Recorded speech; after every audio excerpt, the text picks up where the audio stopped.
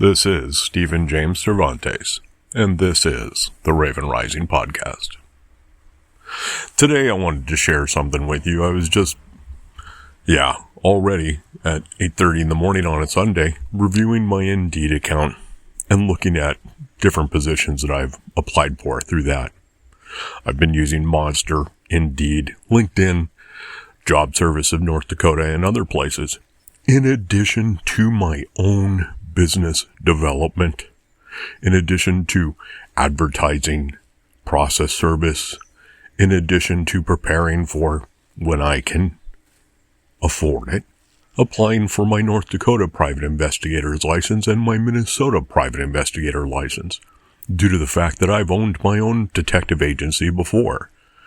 However, the situation I find myself in currently precludes me from being able to fully execute on those things. Now, how did I get here? I really wish that we could talk about that, but certain things are tied up over at the EEOC and the NLRB. That should give you a hint of what went down. But back to this. I've been told too many times that I'm overqualified. I've been told too many times that I'm too old. Just that they use different terminology that's HR safe. I've experienced age discrimination, which blows my mind. But at the end of the day, why is it that regardless of the amount of history and background and skills and certifications and schooling that you have, that this modern AI, HR-driven age precludes people like me? I'm assuming that they're actually not looking for best candidates, that they're looking for the most economical, who's got the bare minimum experience, so that they can pay them the bare minimum of the position. Because I'm sure that they look at me and my history and realize that I demand a premium, as I should. However, that doesn't change the situation that I'm in right now. But on the flip side of that, because I am seeking employment, I just for a baseline income, that I've even been applying for basic entry positions, like doing recon, reconditioning on cars, being a car washer, and doing other jobs like that. Hell, I'm even willing to start over as a prep cook or a line cook, even though I've been a certified chef through my years of apprenticeship that I did long ago. I probably should have never left Germany. I probably should have never left Mexico. But here I am. If you listen to the teaser episode that I dropped yesterday, you understand that I've built businesses. I've owned companies that have worked, that produced consistent, dependable cash flow. It's a matter of fact that these were a couple of the businesses that allowed me to raise my stepchildren in Colorado, that afforded us a living along with my wife's income, ex-wife, that allowed us to live at a ski resort in Colorado and allowed us both to be able to ski almost as much as we wanted. There is no such thing as much as you want. Not in the world of powder skiing. There's always more that could be had. But back to this. When I lived there, every attorney that I knew in the valley, regardless of whether they liked me or not as a person, were respectful.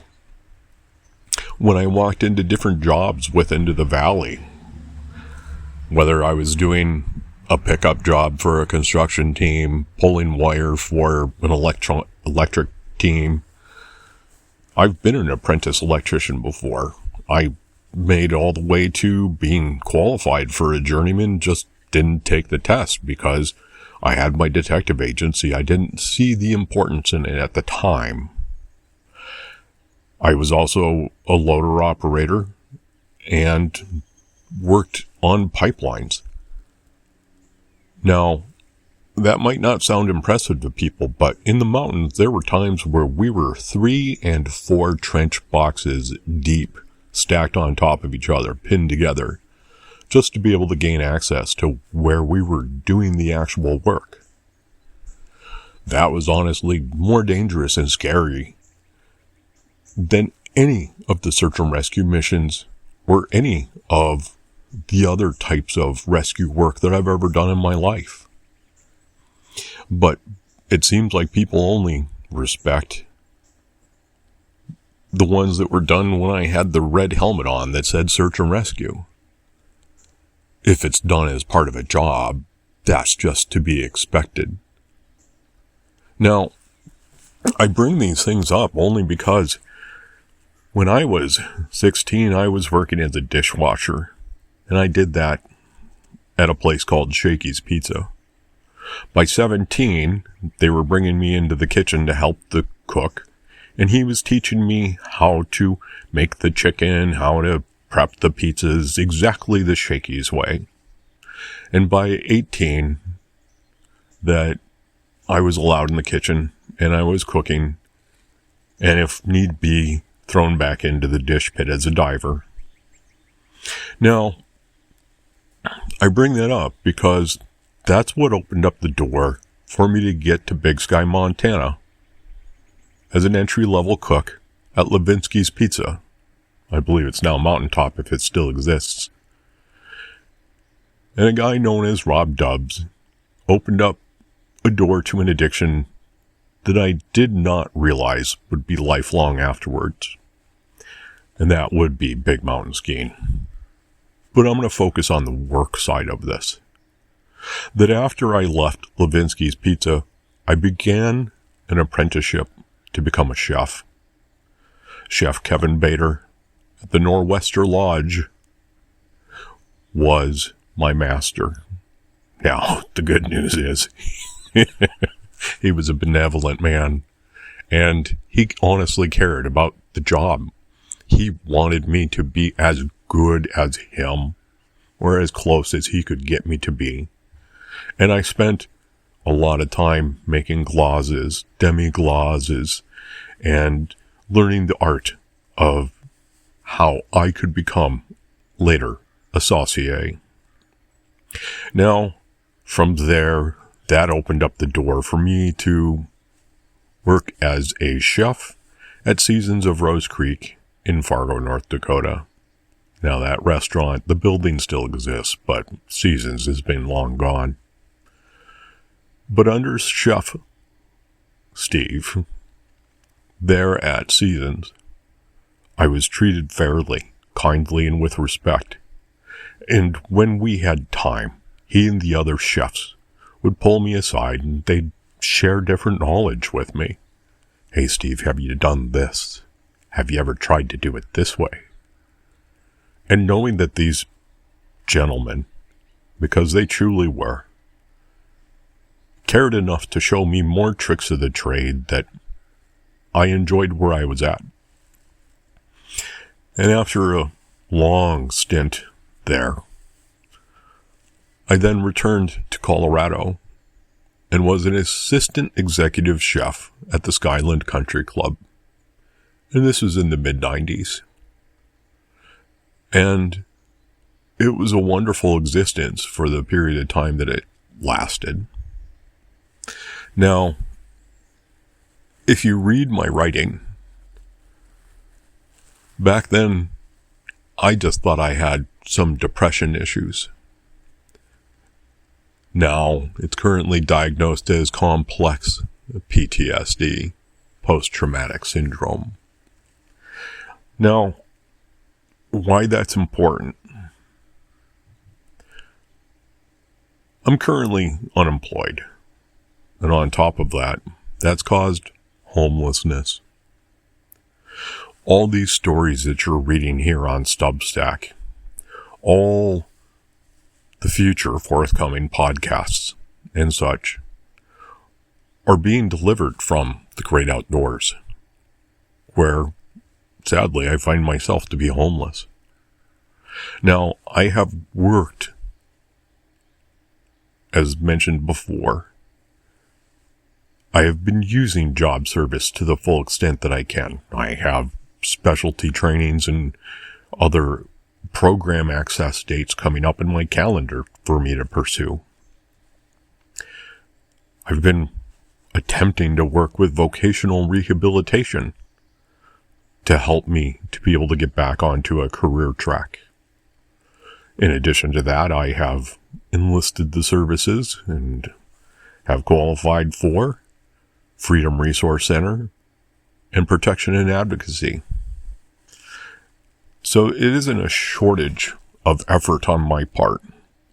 Approximately 150 plus applications and resumes have been sent out, to include sending those to Mexico, Dubai, Oman, and other places like that. Yet, silence is all I get beyond the very AI written, "You don't meet our expectations or qualifications." Now, when I got that from the car wash company, I was rather impressed, because it doesn't take that much to clean a car. But this is where I'm at. Even when I apply for base level, entry level positions, I keep getting denied. Now, I know that I'm notorious, and I know that I'm known on the political market here in North Dakota because of my lobbyist work, patient advocacy work, and having been a congressional candidate. But that shouldn't prevent me from being able to find a job. And as I described a little bit earlier, I, in a feverishly powered pace, worked really hard to get Rising LLC.com back up and running. And it is. Does it need some tuning? Sure. Can I improve the ad copy on there? Absolutely. But this time I made a point to link in my political background, to include public testimonies that have been given that are on record that you could go listen to today, or you could read the transcripts of the very same public testimony. In addition to that, it's linked to radio interviews, newspaper articles, and others that I have participated in the past, to include live debates in front of approximately 400,000 to 500,000 people. Across the spectrum, I took and tallied the totality of my current resume. Yet, even with having that all on public display, with confirmable third-party backlinks into the state of North Dakota and different government agencies and reputable news agencies like Prairie Public Broadcasting, that still nothing moves. I made an entire section in there with a few pages explaining what type of litigation support that I have offered in the past and what those fees and rates could look like.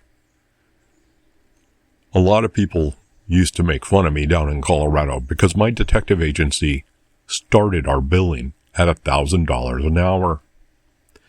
And my competition used to tease me about how I'm not going to get any work. Yet, the transverse was true. The flip side of that was, I didn't have a shortage of work. I was allowed to choose which assignments I wanted. And my retainers were paid in full. Typically at that time, the size of my retainers would come in anywhere, if it was a simple matter, $6,000 to cover 6 hours worth of our work. And I say hour because I had an administrator. She was a former clerk to the Minnesota Supreme Court. I had an investigator. His resume makes mine look tame. I recruited him before he had returned from Afghanistan, working for a security contract company, a private military company. His naval background and expertise as a SWIC blew even my mind. The different places that he had been into and had accomplished, the ability of leaving alive throughout Iraq, throughout Afghanistan, was beyond impressive. And I was very happy to hire him. So while I was doing whatever I needed to do, I let the two of them do what they needed to do. And for a period of time, it was very good. Now, anyone who pays attention to me wonders probably, why is it that approximately every 10 years, give or take, that everything falls apart for you, for me? And the aforementioned complex PTSD is at the center of that all. Severe depression sucks. Anxiety sucks. Obsessive compulsive disorder sucks. But these are all traits that I have sadly become accustomed to because of the decades of abuse that I experienced growing up. It prevents me from ever feeling comfortable, even when I was at other person's, quotes, at the top of my game, that I never feel safe. I never feel comfortable. The irony of this experience that I'm in right now is I remember sitting with a billionaire, not millionaire, billionaire, and we were discussing country western art, looking at his collection, as he explained to me how a third of his collection at any time was anonymously on display in museums throughout the United States. And that when those would finish their tour, that another third would be selected to be sent out. The other third would take its place back up on the wall. And given another year, the last third would rotate through. So every 3 years, his works, even though they were his, were shared with the public. He also explained to me this was important to him because he pointed it out specifically, explicitly, that they seek out museums and libraries to display these at in lower income areas. He didn't want his works hanging at the Met Gala for people to walk by in their exorbitantly expensive outfits. Rather, he wanted children in coal mining country, places like West Virginia, to be able to appreciate the historic art that he had collected through his career. At that time, he was only worth approximately 3.7 to 3.8 billion. I recently looked him up, and he's more than doubled that since. Good for him. I remember that day specifically because I remember sending in my billing for approximately $5,000, and for his team to reach out to me and say, you should bump that up a little bit more. I've even reached out to him to send the historic invoice for this, because that day I earned approximately, with my gratuity that they forced me to add to the invoice, $8,000, give or take. That was a good day. I've had other days to where I had $60,000 days. Those were good days. I've even had one day where it was $472,000, Repeat, $472,000 day. Now, I would love to make that as a cyclical event. But, again, the creature, the monster, known as CPTSD, comes, tears me apart, throws me on the ground, and I have to rebuild again. The math of going to zero is something I'm familiar with. I don't like it. I don't appreciate it. I don't encourage anyone to ever experience this. To have everything that you have built and worked for, studied for, to fall apart because some people did things to you decades ago. The human mind is mysterious at best.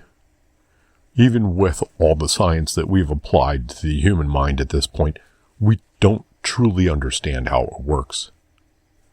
But I do understand that PTSD and complex PTSD are truly disabilities.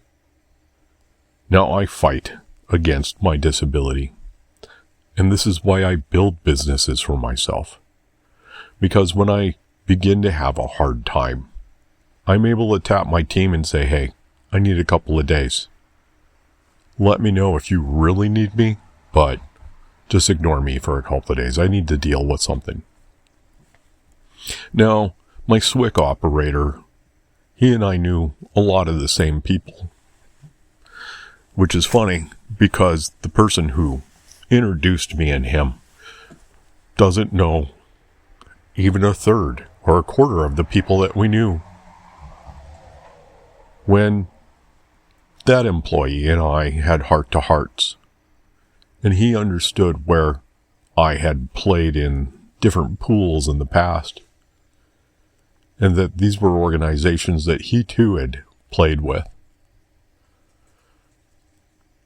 that when I said I needed a couple of days, he had no questions. He knew already. He already knew that I had listened to different people burned to death in different countries, and that I was the one that called for the help. And in that, he was always kind to me. He picked up my slack. He knew it wouldn't be long and I'd be back, but I just needed a couple of days to recalibrate. I bring that up specifically because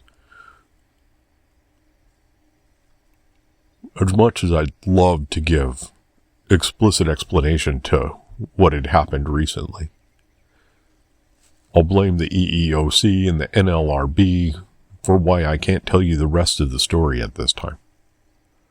But as a veteran investigator with over 20 years in the field, having had investigators work for me under my detective license, to have people like that former clerk of the Supreme Court working for me, that I didn't have a problem finding high caliber, high quality support and co-workers. And I want to emphasize that fact. They didn't work for me. I'm sure on paper, for all technicalities within a courtroom, they worked for me. And for my insurance, they worked for me. But that's never how I treated them. They were my co-workers. They were my team. And in a lot of instances, my former SWIC and my former Supreme Court clerk told me what to do, comfortably, because they understood how I wanted things to work. And when their expertise and knowledge outpaced mine, understandably, I did what they told me. And it worked out. They were right. So it was very easy for me to depend upon them. And they, because of the relationships that we had built, understood that my PTSD could pop up at any time, and I would have to tap out. My goal was to build out the company, to get a couple more guys like Ninja Smurf, which is a beloved nickname I provided, my Swick, to be able to get a few more guys like him, or a few more gals like my former Supreme Court clerk, so that I could possibly step away and take some time for myself, something that I had never done, nor have I been allowed to do since. But that creature, that monster, which wears an acronym for a name, CPTSD, popped up and destroyed everything that I was building. Not only did it destroy my business, it destroyed my marriage. The pain of that was exponential. And what was even worse was that once again I had to build from nothing. I guess today all I wanted to share with you is it's not for a lack of effort. It's not for a lack of resume. It's not for a lack of experience, education, background, or anything else that's preventing my finding of employment outside of the fact that perhaps the homelessness is a significant impact upon that. But even more so is that I don't meet the exact AI-driven demographics for the AI at these different HRs to allow me through the pipeline to even begin again in an entry-level position. So as a tear or two runs down my face as I say this out loud, if you wanted to understand why I'm back to podcasting and why I'm back to writing, just like when I was trapped with this back injury of mine for 3 years in the basement of my parents' house, that I feel like I'm currently in hell, and the bureaucratic quagmire of vocational rehab, having experienced that before when the back injury was my primary concern, is why I brought in protection and advocacy to support me, and why I also brought in Freedom Resource Center to support me. Those are my guardians to help me find footing again so that I can build things. Now, is there a project at foot that I can't discuss? Yes. Sadly, I'm not getting enough feedback from that group. But the NDA is in place regardless. Therefore, I can't discuss it with you. So here we are, once again, feeling like Sisyphus at the foot of the mountain, needing to push the boulder up again. And in my closing parting remark, I remember a reporter asking me, if you were a mythical person, if you were a superhero, if you were a person from literature, who would you be? And it was a knee-jerk response, Sisyphus. My congressional adversaries running for the same position chose Batman and Spider-Man. I hope that isn't the depth of the literary background, but we can only assume. Today is hard for me because tomorrow is Monday. A deadline that was supposed to have been completed by a certain state agency elapses, and they didn't complete their process as promised, as required by state statute. Law stated they had 60 days to accomplish their work, yet they did not. That's not on me. Maybe if they had asked me for some help or explanation, they could have expedited the matter. They chose not to. So now, what do? Do I sue the state of North Dakota again? Last time I did that, it cost the state taxpayers almost $4 to $5 billion. Is that a fair use of my peers' tax money? I don't think so. Why does it always come down to that? Why do I always have to use the crowbar of the courts to get justice for myself? Now, if you're someone that's even closer to me, you know that I just danced around some major events that are happening currently. And that's necessary. While I appreciate you as listeners and followers and readers, I can't let you under the skirt completely. I have to maintain my own confidentiality, anonymity, and secrecy with some things. Kind of like that NDA. But I wish some of you would click that subscribe button for the paid subscription. I have it set as low as $5 and the founder rate up to whatever you choose, actually. But the baseline on that is only $150. For most of you, that's only 10 visits to Starbucks. You do that without any thought of consequence. Yet here I am, trying to figure out how am I going to accomplish these Herculean tasks with no means, with no assets, living outside, fearing winter, even though today it's a balmy 70-some to 80 degrees, that I'm already looking a couple of months down the road because I know how Fargo, North Dakota gets. And I don't want to have to be trying to live outside when it's -30, -40. That sounds like a miserable existence. And I think it'd be understandable for some people to choose death over life at that point. Metaphorically. I'm not in a position to take my life, nor is that my intent. My depression makes me feel that way, that I want to. And the rationality of that sometimes even makes sense. What's the point? Why continue?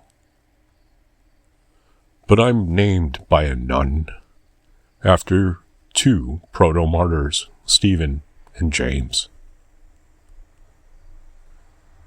And in that, I feel that perhaps I'm the modern Job. To a certain degree. Maybe this is a curse. Maybe this is a punishment. If that's what it is, I'm sorry. But I don't think apologies here are necessary. What I think is necessary is just being able to find that first stepping stone. To be able to find a place to call my home again. A place to find stability. Yet it hasn't happened. I wasn't intending on producing this piece today. But as I was looking through all the resumes that I've sent and checking it against my list of approximately 150 some already submitted, that I haven't even scored an interview yet. Not one has called to schedule me to come in. And that's what's making me feel these feelings today. And with that, I will close this out. I am Stephen James Cervantes, and this is the Raven Rising Podcast.